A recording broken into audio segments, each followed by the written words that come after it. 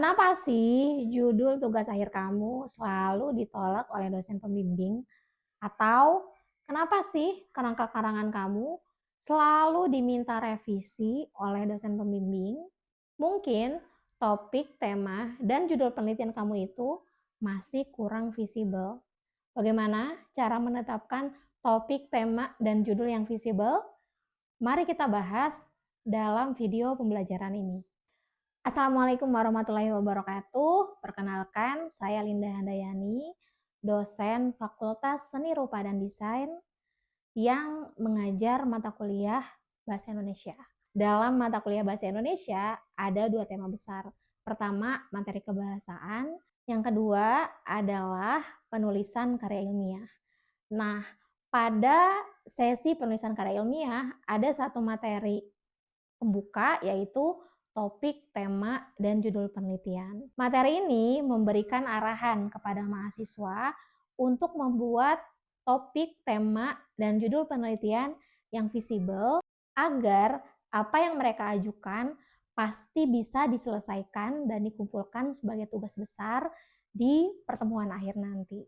Tanpa berlama-lama, mari kita bahas materi topik, tema, dan judul penelitian. Saya share screen dulu ya. Oke teman-teman, saya izin menggunakan headset ini ya, agar suaranya jauh lebih keras.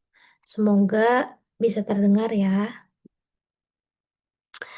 Pada pertemuan kali ini kita akan membahas judul karya ilmiah, tentu saja dengan beberapa proses penulisan dan bagaimana caranya akan saya bahas. Pertama, sebelumnya saya jelaskan dulu agenda hari ini. Ada penjelasan tentang apa itu karya ilmiah, lalu bagaimana perencanaan penulisan karya ilmiah, kriteria judul karya ilmiah, dan bagaimana nantinya Anda menulis judul karya ilmiah. Pertama, apa itu karya ilmiah? Karya ilmiah dalam bahasa Inggris ya, scientific paper adalah laporan tertulis dan diterbitkan yang memaparkan hasil penelitian atau pengkajian yang telah dilakukan oleh seseorang atau sebuah tim dengan memenuhi kaidah dan etika keilmuan yang dikukuhkan dan ditaati oleh masyarakat keilmuan. Jadi, ini merupakan sebuah laporan yang kalian kerjakan melalui sebuah praktik atau juga melalui pengkajian gitu. Jadi bisa hanya melalui kajian pustaka saja. Nah, dalam penulisannya kalian perlu mengerjakannya sendiri atau bisa bertim gitu ya dengan teman-teman. Pada konteks ini kalian menulis karya ilmiah satu tim dengan teman kalian ya. Kemudian ada kaidahnya gitu. Kaidah atau etika keilmuan ini macam-macam ya.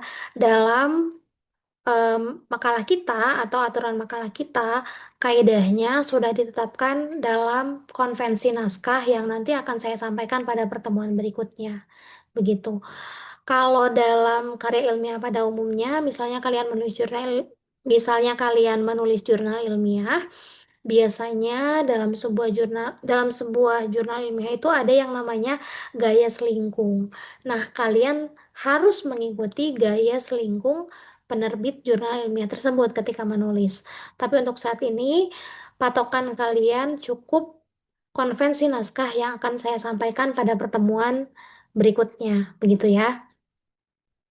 Kemudian, karya ilmiah adalah karya tulis atau bentuk lain yang telah diakui dalam bidang ilmu pengetahuan, teknologi, seni yang ditulis atau dikerjakan sesuai dengan cara ilmiah, mengikuti pedoman atau konvensi ilmiah yang disepakati atau ditetapkan. Nah, di sini ada tambahan nih kalau menurut Saukah, ya, karya seni yang dibuat secara ilmiah juga terkategori karya ilmiah.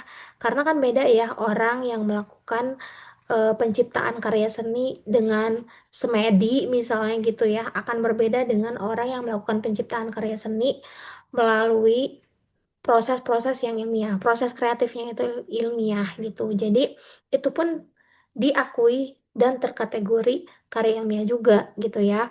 Jadi karya ilmiah ini dikerjakan secara ilmiah.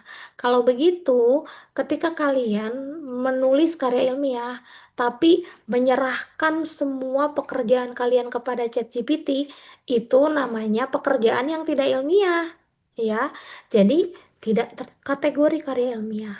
Atau nanti suatu saat kamu misalnya cari referensi, ya, kamu nih orang sains, cari referensi. Terus sumber referensinya itu blog gitu ya, atau website yang tidak resmi, misalnya bukan milik sebuah lembaga resmi gitu. Itu juga tidak terkategori ilmiah kalau kamu menjadikan itu referensi di teori dasar. Mengapa? Karena itu pekerjaan yang tidak ilmiah ya. Atau misalnya gini, kamu cari referensi untuk bab 2 teori dasar yang diambil dari website berita misalnya. Website berita itu adalah sumber jurnalistik ya. Kalau kamu misalnya menemukan sebuah berita, beritanya itu mengandung hal-hal yang ilmiah gitu. Coba cari referensi berita itu apa? Cari sumber utamanya. Nah, sumber utamanya itu yang kamu simpan di karya ilmiah kamu, bukan berita yang kamu baca gitu. Jadi, tahapannya seperti itu. Kita harus mencari sumber dari karya ilmiah, ya. Lalu di sini ada penjelasan tentang perencanaan karya ilmiah ya. Langkah menyusun karya ilmiah dimulai dengan menentukan topik, tema, dan judul penelitian. Nah, topik, tema, dan judul penelitian itu saat ini akan kita bahas ya. Mengenai tujuan yang hendak dicapai gitu, rumusan masalah, aspek yang diteliti, sumber data, dan teknik pengumpulan data nanti akan kita bahas setelah kalian sudah menetapkan topik, tema, judul ya. Jadi kita lanjut saja. Kemudian di sini ada kriteria judul karya ilmiah. Kriteria judul karya ilmiah ini akan memastikan bahwa karya ilmiah kalian tuh visible dan memungkinkan untuk diselesaikan. Ya, pertama, cirinya adalah menarik dan penting. Menarik dan penting itu membuat penulis termotivasi untuk menyelesaikannya. Jadi, sebelum kalian menetapkan karya ilmiah atau judul karya ilmiah, jangan dulu pikirkan menarik untuk saya sebagai dosen atau menarik untuk teman-teman kamu. Ya, bukan, tapi harus menarik untuk kamu yang mengerjakannya gitu. Kalau sudah menarik untuk kamu yang mengerjakannya, kemungkinan besar kamu akan semangat untuk menyelesaikannya gitu. Itu tahapan paling pertama. Setelah itu, kamu harus memasukkan nilai penting dalam karya ilmiah kamu. Jadi, meskipun dia sudah menarik, kalau nggak penting buat apa kan dikerjakan gitu. Nah, ketika kamu add sebuah nilai penting dalam sebuah judul ya, sebuah penelitian, dia pasti akan bisa diselesaikan gitu ya. Nah, bagaimana agar karya ilmiah kalian penting? Karya ilmiah menjadi penting kalau dia bermanfaat untuk masyarakat. Jadi cari sesuatu yang memang akan bermanfaat untuk masyarakat nantinya ya, begitu. Kedua adalah terbatas dan terjangkau. Ciri terbatas dan terjangkau ini banyak sekali yang harus kalian penuhi ya. Pertama, dari sisi data, kalian harus bisa memastikan bahwa data penelitian memungkinkan untuk dikumpulkan. Nah, karena ini tugasnya dikerjakan sambil kuliah gitu ya. Jadi, usahakan datanya itu terjangkau dari sisi lokasi. Ya, kalau bisa sih sekitaran Jatinangor saja gitu, nggak usah jauh-jauh. Paling jauh tuh Bandung, Sumedang, Cimahi lah, sekitaran itu ya, jangan terlalu jauh gitu. Agar memudahkan kalian kalau kalian perlu cari data lagi, misalnya kalian gagal nih eksperimen gitu ya. Kalian perlu cari data baru. Ya, kalau datanya sekitaran situ kan tidak akan terlalu menguras biaya gitu ya. Nah, terjangkau ini juga berkaitan juga dengan tadi lokasi itu berkaitan juga dengan finansial ya, terjangkau dari sisi finansial kalian juga gitu. Jadi suatu saat misalnya kamu nggak jauh-jauh penelitiannya, kamu di laboratorium, tapi eh kamu perlu bahan gitu untuk eksperimen. Nah, bahannya itu juga harus terjangkau dari sisi keuangan kalian gitu. Jangan sampai ketika misalnya suatu saat kalian gagal gitu ya melakukan penelitian, terus apa namanya kalian ingin eksperimen lagi. Kalau terjangkau ya kalian bisa mengulang eksperimennya. Tapi kalau harganya mahal ya, nah, itu kan risikonya besar. Jadi, usahakan memang dari sisi bahan terjangkau juga secara finansial gitu. Kemudian yang ketiga adalah terjangkau dari sisi sumber rujukan ya. Jangan sampai misalnya semuanya sudah terpenuhi gitu tiba-tiba sumber rujukannya itu cuman ada dalam bahasa Rusia misalnya. Sedangkan kalian di sekelompok itu nggak ada yang bisa bahasa Rusia, kan berabe kalau gitu. Ya, atau misalnya ada sih sumber rujukan dalam bahasa Inggris, tapi nggak ada versi digitalnya, hanya ada versi hard copy-nya, adanya di Zimbabwe misalnya gitu ya. Jadi kan nggak mungkin bisa kalian jangkau gitu, terlalu mahal juga untuk datang ke sana. Cari juga judul-judul atau penelitian-penelitian yang memang sumber rujukannya itu terjangkau gitu ya. Nah, yang terakhir adalah terbatas. Terbatas termasuk dari sisi data juga ya. Coveragenya itu ya udah yang dekat-dekat saja. Jangan sampai kalian terbebani dengan pencarian data ketika melakukan penelitian ya. Kalau sudah penelitian yang betulan silakan aja gitu ya. Sekarang kan kalian mengerjakan tugas besar ini bersamaan dengan tugas lain, mata kuliah lain. Kami sebagai dosen tidak ingin membebani kalian. Jadi pilihlah topik tema judul yang terbatas dan terjangkau begitu. Kemudian yang ketiga adalah problematis atau memerlukan pemecahan masalah.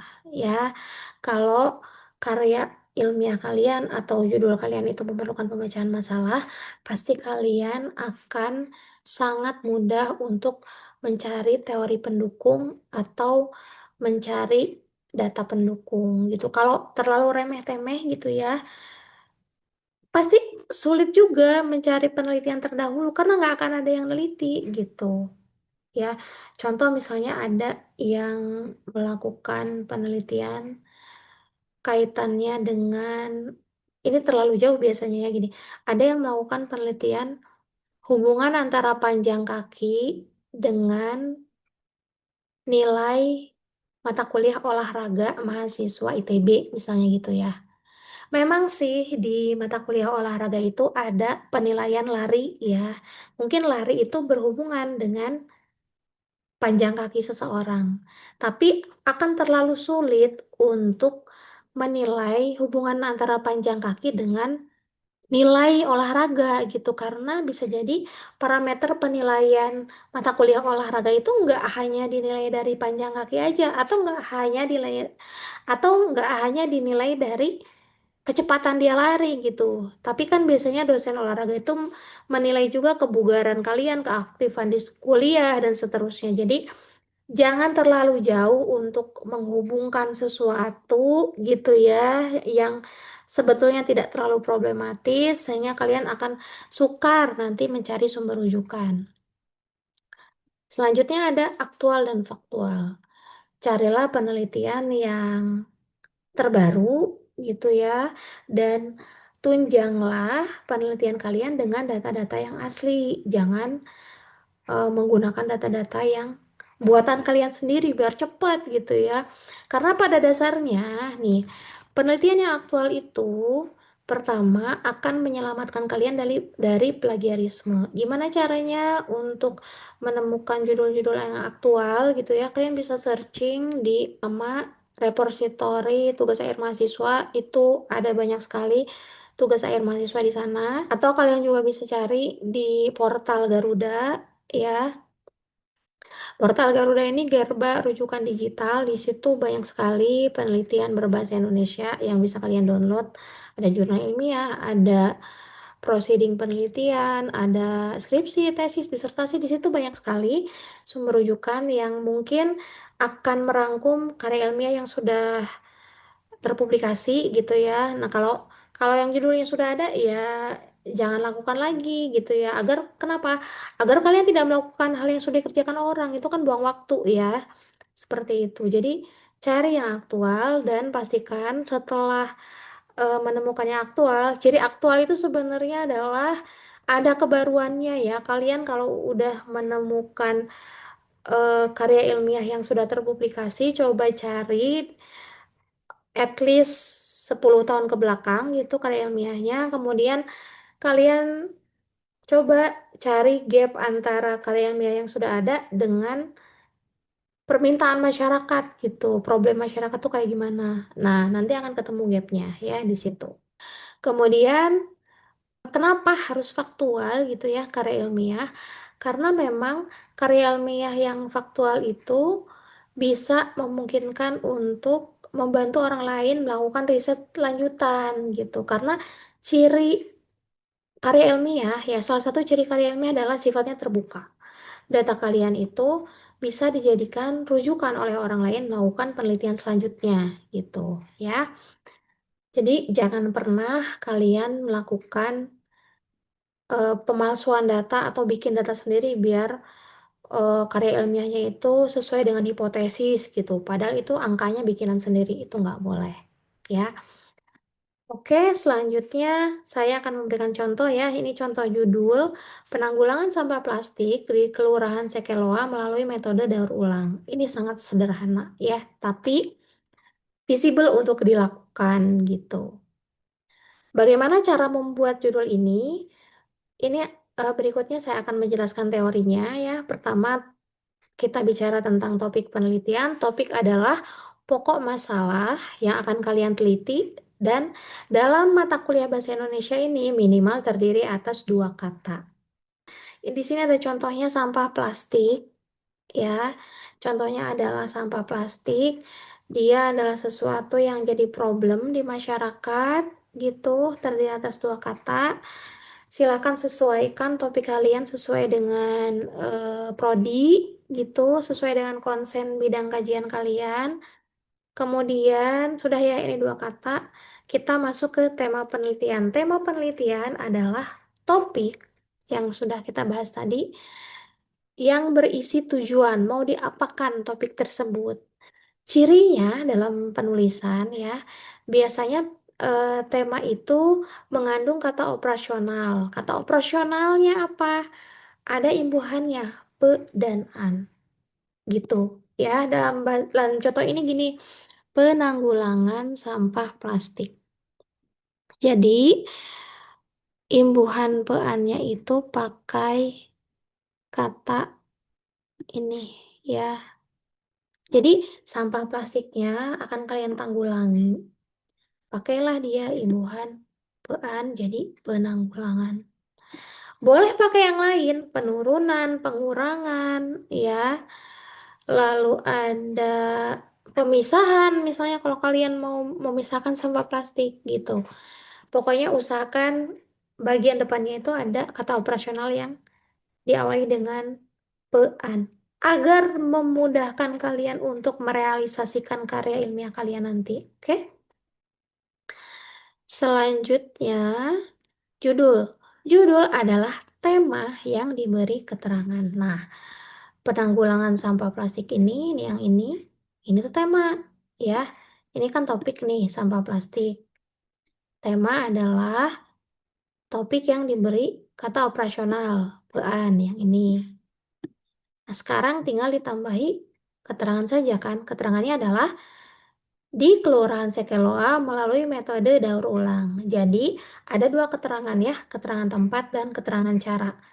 Sudah disempitkan gitu judulnya. Kalian spesifik melakukan metode penyelesaiannya melalui daur ulang gitu. Nggak pakai metode yang lain. Semakin panjang keterangannya, semakin spesifik judulnya, semakin mudah kalian mencari data. Biasanya seperti itu ya.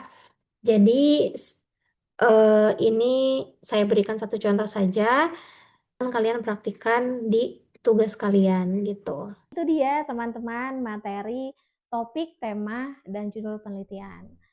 Tugas berikutnya adalah teman-teman membuat topik, tema, judul penelitian per kelompok dengan template yang sudah ada di buku Kiat Praktis Penulisan Karya Ilmiah. Tinggal dilihat saja di halaman terakhir materi topik, tema, judul. Kemudian tugas seperti biasa dikumpulkan di Edunext, di assignment, dan nanti akan saya buatkan kanalnya. Akan saya share juga pengumumannya di WhatsApp group. Silakan berdiskusi dengan teman sekelompoknya dan silakan menetapkan topik, tema, dan judul penelitian sesuai dengan kriteria yang saya sampaikan tadi. Itu menjadi guideline agar topik, tema, dan judul penelitian kalian visible dan pasti bisa diselesaikan serta dikumpulkan di akhir semester nanti. Semoga dimudahkan ya. Selamat bekerja. Wassalamualaikum warahmatullahi wabarakatuh.